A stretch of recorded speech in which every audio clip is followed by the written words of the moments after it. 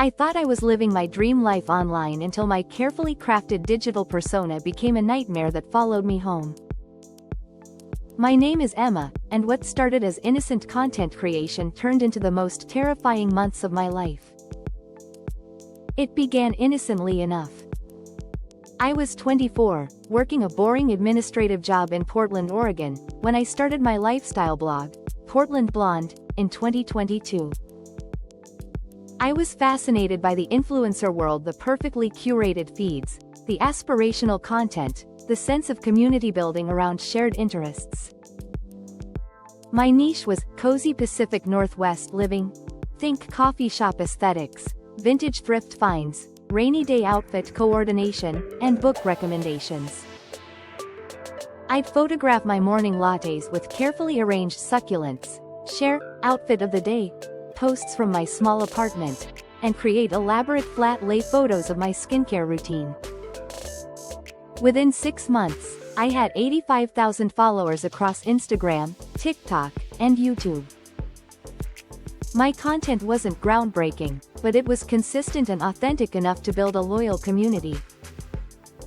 Comments poured in from women who felt connected to my relatable luxury lifestyle, making ordinary moments look extraordinary on a realistic budget. I was meticulous about my online presence. Every photo was edited to perfection, every caption crafted to sound effortlessly witty.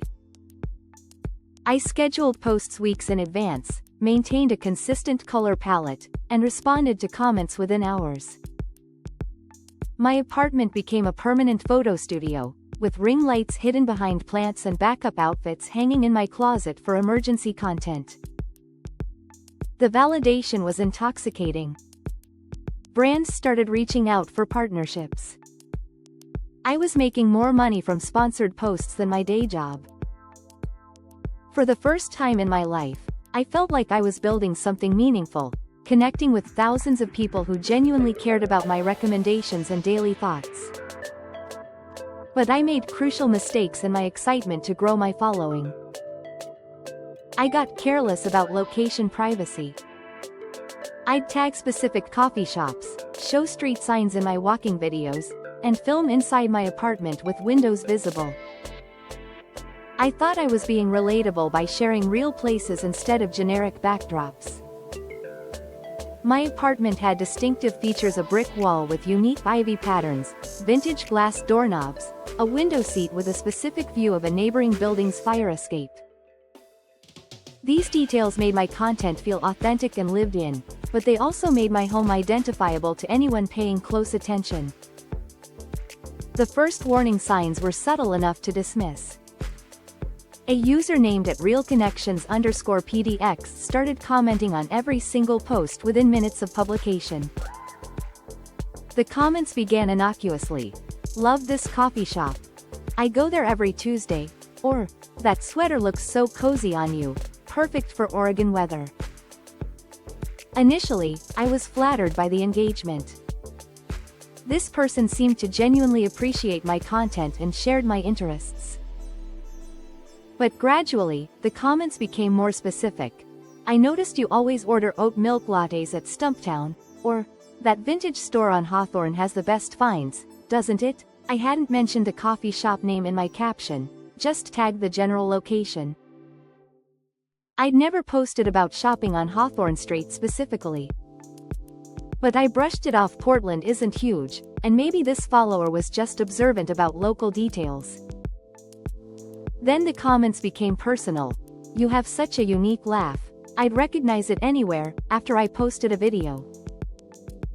"Your apartment gets the most beautiful morning light. You're so lucky with that eastern exposure." My apartment faced west. I'd never mentioned the direction or lighting in any post. The private messages started in March 2023. At realconnections_PDX sent lengthy paragraphs about how much my content meant to them, how they felt like we were real friends despite never meeting. They'd reference specific details from posts I'd made months earlier, remembering conversations I'd had with other commenters, creating an unsettling sense of being studied. "I walk past your neighborhood sometimes," one message read. It's such a cute area. I love that little garden outside your building. Those tulips you posted about are blooming beautifully now. I'd never posted about tulips. I'd never mentioned a garden. But there were indeed tulips planted outside my apartment building that spring. My stomach dropped as I realized this person wasn't just following my online content, they were following my physical movements. I immediately changed my privacy settings, blocked the account, and stopped tagging specific locations.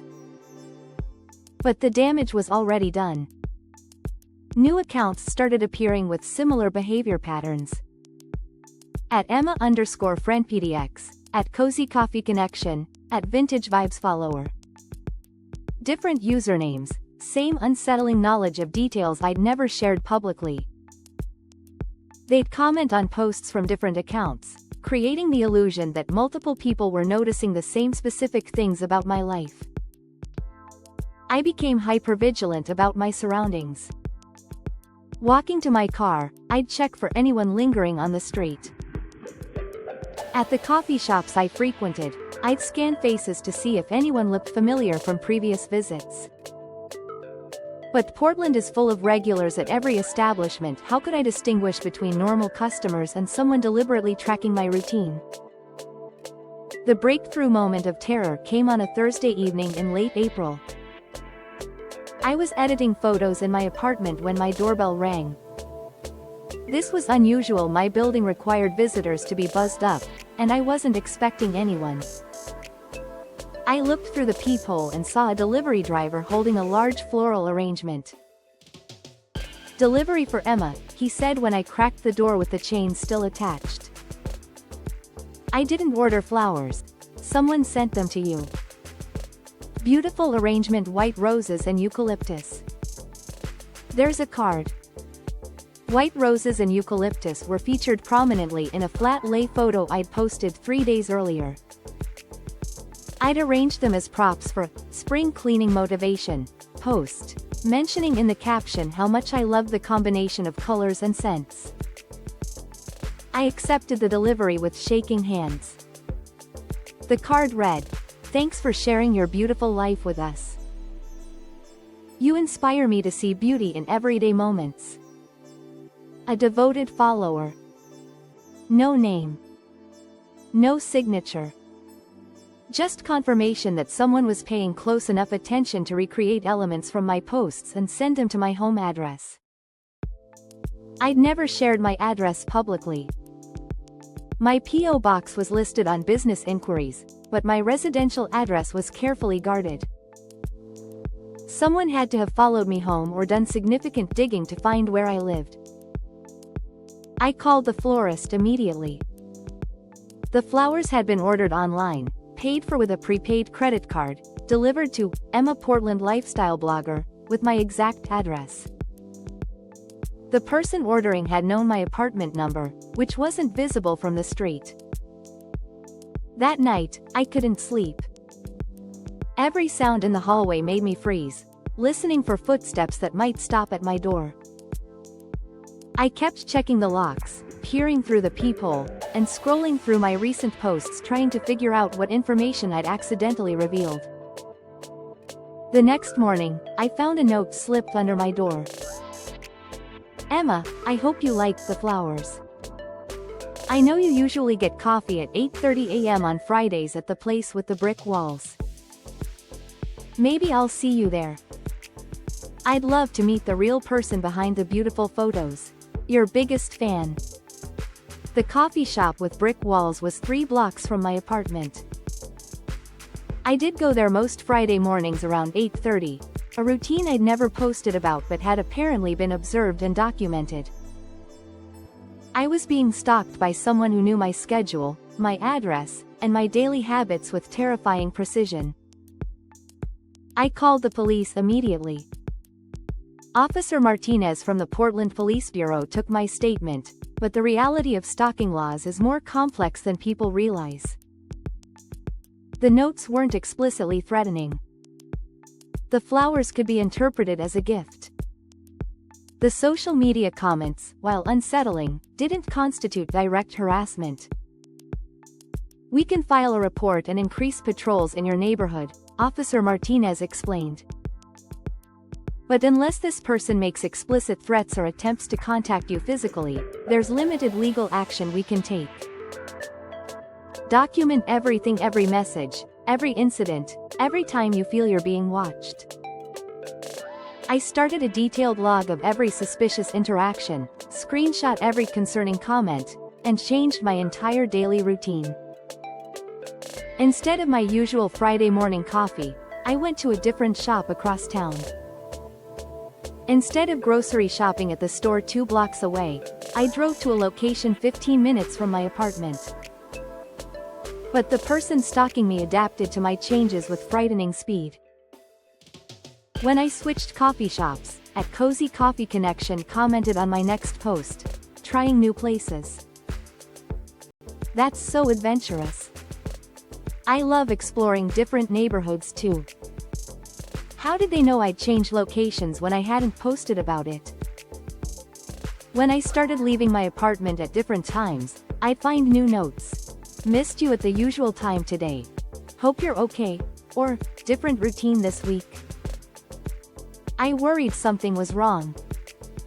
This person was either living near my building or conducting regular surveillance of my daily activities. The level of monitoring was so comprehensive that I felt trapped in my own home, afraid to maintain any predictable schedule. The most terrifying incident happened in mid-May. I woke up at 2:17 a.m. to my phone buzzing with Instagram notifications. Someone had posted a series of photos to their story, tagged with my location, showing the exterior of my apartment building from different angles.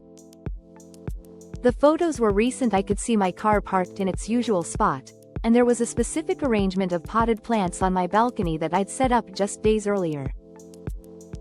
The captions read, "Getting to know the neighborhood, such a cozy building," and, "Soon." I called 911 immediately. The officers who responded took photos of the social media posts, walked the perimeter of my building, and found evidence that someone had been positioned across the street for extended periods. Cigarette butts, coffee cups, and scuff marks on the ground suggesting someone had been standing in the same spot repeatedly. This escalation is concerning, Officer Martinez told me. The fact that they're conducting surveillance and posting about it suggests they're becoming bolder.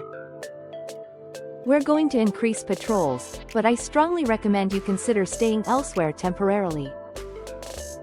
I packed a bag and went to my sister's house in Beaverton, 40 minutes away. But I couldn't abandon my life indefinitely. My job, my lease, my entire routine was centered around my Portland apartment. The stalking behavior continued even while I was staying at my sister's.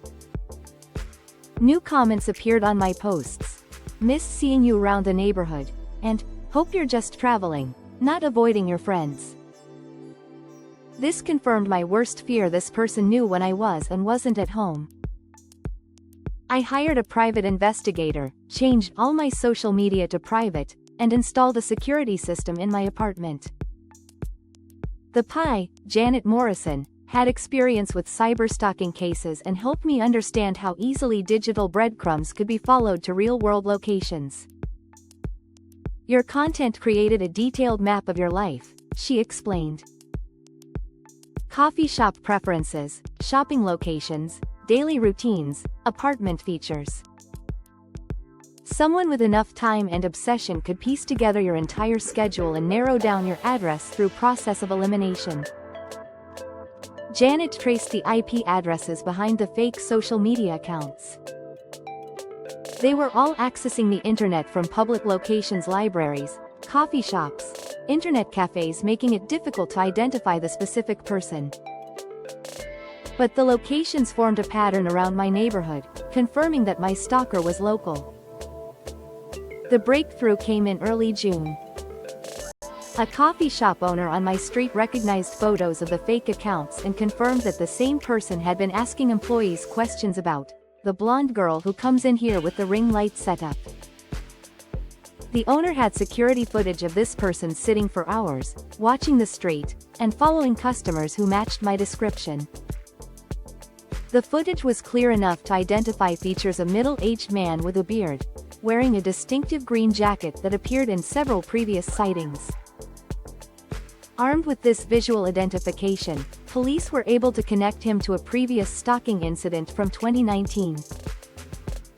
His name was Derek Thompson, 41, unemployed, with a history of obsessive behavior toward women who maintained public social media presence.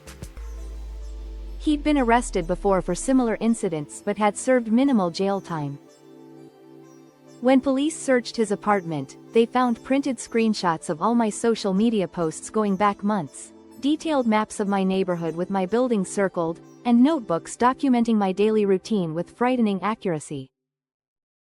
He'd been planning some kind of escalated contact. Police found fake business cards claiming he worked for a photography company, apparently intending to approach me under the pretense of offering professional collaboration. Derek was arrested on charges of stalking, harassment, and trespassing. He pleaded guilty and was sentenced to 18 months in jail plus 3 years probation with a restraining order prohibiting any contact with me or presence in my neighborhood. But the legal resolution didn't immediately resolve my psychological trauma. I'd spent 3 months living in constant fear, second-guessing every interaction, and feeling unsafe in my own home. The hypervigilance developed during those months took additional months of therapy to address. I completely restructured my online presence. I stopped showing recognizable locations, never posted in real time, and kept all personal details vague. My content became less authentic as a result, more generic lifestyle posts, fewer personal insights, minimal engagement with followers' comments. My follower count dropped by 30,000 people within 6 months. Brands stopped reaching out for partnerships when my engagement rates declined. The spontaneous, relatable content that had built my following was replaced by carefully sanitized posts that revealed nothing about my real life. But I was safe. The most difficult part was acknowledging my own role in creating the situation. I'd been so focused on growth and authenticity that I'd ignored basic privacy precautions. Every detail I'd shared to build connection with my audience had also provided ammunition for someone with malicious intentions. I learned that stalkers often target people who appear accessible and share details about their daily lives. The same openness that made me relatable to genuine followers made me vulnerable to someone who wanted to exploit that access. The experience taught me critical lessons about digital privacy that I wish I'd understood sooner. Never post in real time. Always delay sharing by at least several hours. Remove or obscure identifying features from photos taken in your home. Street views, house numbers, distinctive architectural elements. Vary your routine if you're sharing location-based content, and never establish predictable patterns. Be suspicious of followers who demonstrate knowledge they shouldn't have based on your posted content. Most importantly, trust your instincts. If someone's online behavior feels invasive or obsessive, don't dismiss those feelings as paranoia. I still create content, but with much stricter boundaries. I use a P.O. box for all business correspondence, never show my actual living space, and limit location tags to general city areas rather than specific venues. My current content is less personal but infinitely safer. Derek Thompson was released after serving 14 months of his sentence. His probation includes restricted internet access and mandatory counseling, but I know from experience that determined stalkers find ways around legal restrictions. I moved to a different neighborhood with better security, and I still check my locks twice before bed. Some fears linger long after the threat is resolved. The hardest lesson? The connection I thought I was building with my online community was largely illusory. Out of 85,000 followers, only a handful reached out when I explained why I'd gone private and reduced my posting schedule.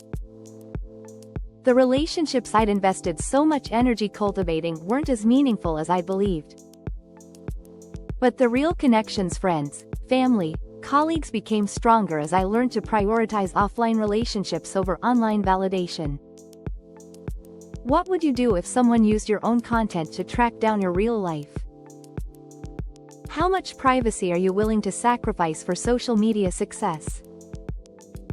Because the internet never forgets, and sometimes the people watching from the shadows are paying closer attention than you ever imagined.